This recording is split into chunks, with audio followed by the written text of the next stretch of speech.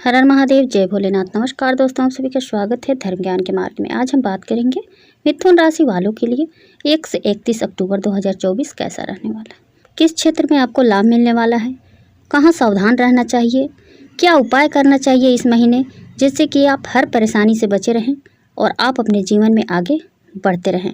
तो चलिए जानते हैं विस्तार से आपका भाग्य, कैरियर, स्वास्थ्य, शिक्षा, प्रेम, परिवार, नौकरी, व्यापार, सब कुछ के बारे में जानेंगे।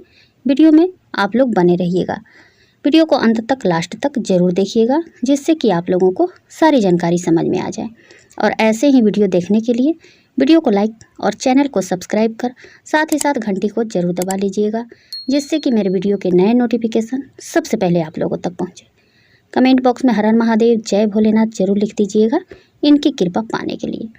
चलिए शुरू करते हूँ आपके आर्थिक स्थिति से। मिथुन राशि वाले, यदि आपकी आर्थिक स्थिति को देखा जाए तो महीने की शुरुआत में शुक्र महाराज आपके पंचम भाव में बैठकर एकादश भाव को पूर्ण सप्तम दृष्टि से देखेंगे और वक्री शनि महाराज नवम भाव में बैठकर एकादश भाव को देखेंगे। इससे आपकी आर्थिक स्थिति में मजबूती बनी रहेगी, आपको धन प्राप्ति होती रहेगी।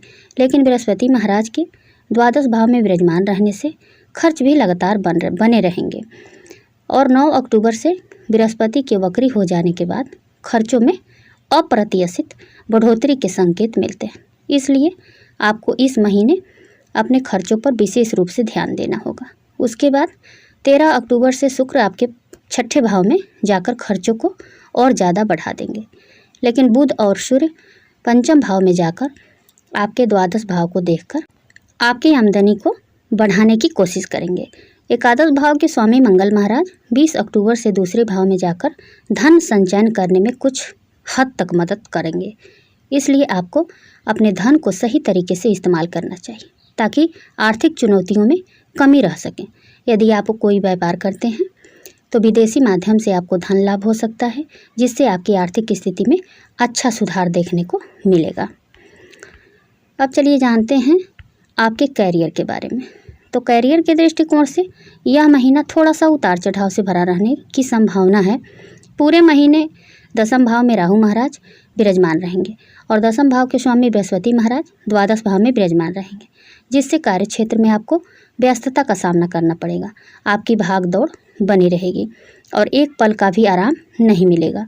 सूर्य बुध की दृष्टि भी महीने की शुरुआत से आपके दसम भाव में रहने वाली है जिससे कार्य क्षेत्र में आपको फूंक फूंक कर कदम रखना पड़ेगा और किसी से भी व्यर्थ के उलझने से बचना होगा, वरना चुनौतियां आपके लिए तैयार रहेगी।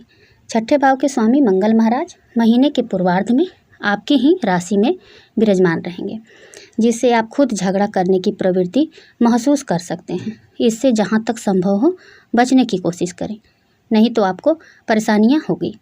20 अक्टूबर के बाद से मंगल दूसरे भाव में चले जाएंगे, तब इन स्थितियों में कुछ सुधार आएगा। लेकिन आपकी वाणी में कड़वाहट बढ़ेगी, इसलिए कार्यक्षेत्र में सबसे प्रेम पूर्वक बोलने की कोशिश करें और माहौल को हल्का बनाए रखने की कोशिश करें। इससे आपको लाभ होगा। व्यापार करने वाले जातकों के लिए यह महीना उतार चढ़ाव से भरा रहेगा। सप्तम भाव के स्वामी बृहस्पति महाराज पूरे महीने द्वादश भाव में बैठे रहेंगे जिससे आपको विदेशी माध्यमों से अपने व्यापार में कुछ नए रास्ते दिखाई देने लगेंगे और उससे आपको लाभ भी होगा। दूर देश और दूर राज्यों से आपको अच्छा लाभ होने की उम्मीद करना चाहिए। व्यवसाय के लिए आपको कुछ नए तरीकों को अपनाने की आवश्यकता होगी। इसके अतिरिक्त कुछ नए युवा लोगों को अपने काम में मौका देना होगा, तब जाकर आपको अच्छी सफलता मिलने की कामना करना चाहिए। यह महीना स्वास्थ्य के दृष्टिकोण से उतार चढ़ाव से भरा रहने की संभावना है। पूरे महीने बृहस्पति महाराज आपके द्वादश भाव में विराजमान रहेंगे और 9 अक्टूबर से वक्री भी हो जाएंगे। महीने की शुरुआत में मंगल महाराज आपके प्रथम भाव में रहकर आपके स्वास्थ्य को पीड़ित बना सकते हैं। तो महीने की शुरुआत में ही सूर्य, बुध और केतु की युक्ति आपके चौथे भाव में होगी और राहु दसम भाव में होंगे जिससे परिवार के सदस्यों के साथ साथ आपको भी शारीरिक चुनौतियों का सामना करना पड़ सकता है। आपको किसी तरह का संक्रमण होने की संभावना बन सकती है। छाती में दर्द, जकड़न और संक्रमण तथा पेट में गड़बड़ी की समस्याएं आपको विशेष रूप से प्रभावित कर सकती है। विषाणु जनित समस्याएं ज़्यादा परेशान करने की स्थिति बन रही है, इसलिए आपको अपने स्वास्थ्य का ध्यान रखना चाहिए।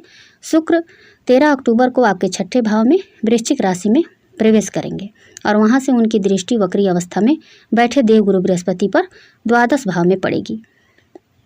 इस स्थिति में जो मधुमेह के मरीज हैं उनकी समस्याओं में बढ़ोतरी हो सकती है और अन्य लोगों को स्वास्थ्य में से संबंधित समस्याओं का सामना करना पड़ सकता है। इसलिए सतर्क और सजग रहें तथा आवश्यक उपचार करें ताकि कोई बड़ी समस्या आपको परेशान ना कर सके।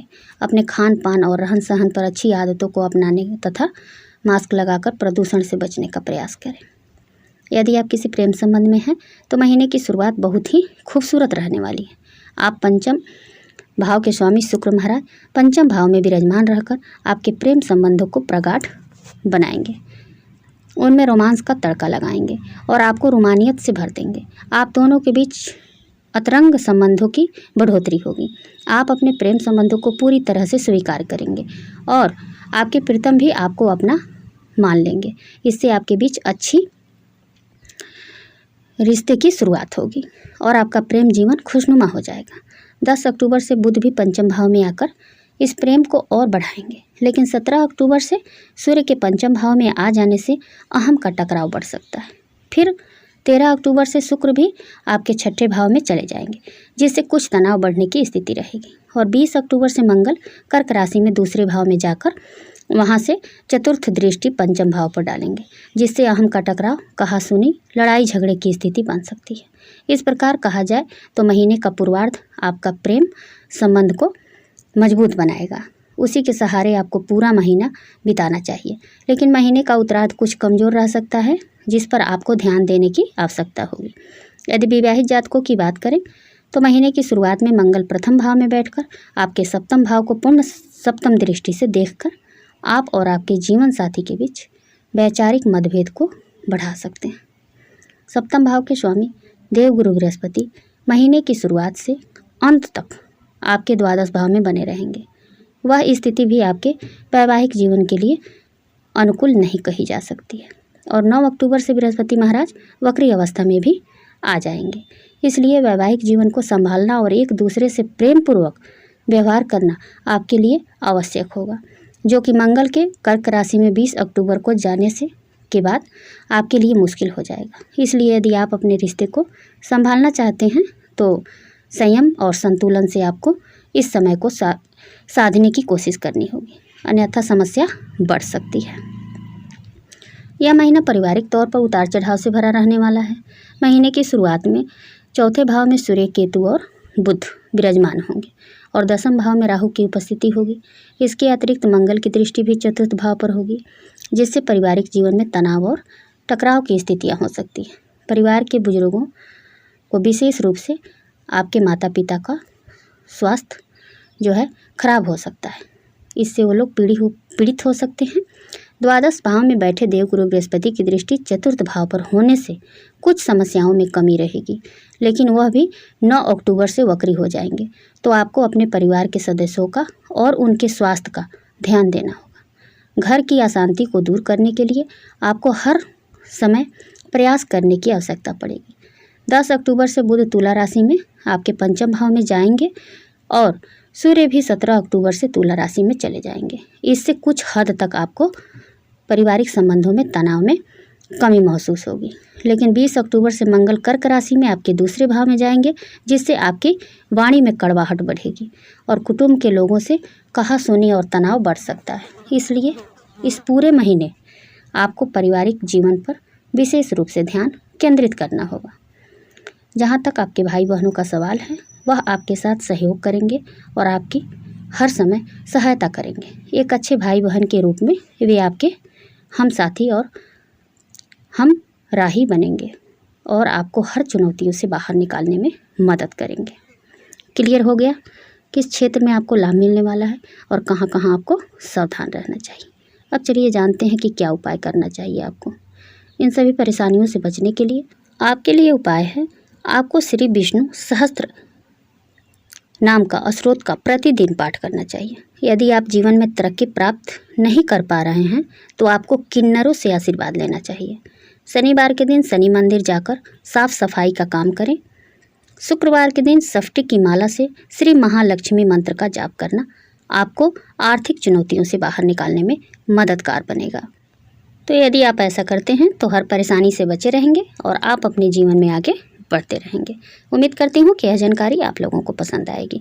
यदि जानकारी पसंद आए तो ऐसे ही वीडियो देखने के लिए वीडियो को लाइक और चैनल को सब्सक्राइब जरूर कीजिएगा। साथ ही साथ कमेंट बॉक्स में हर हर महादेव जय भोलेनाथ जरूर लिखिएगा इनकी कृपा पाने के लिए।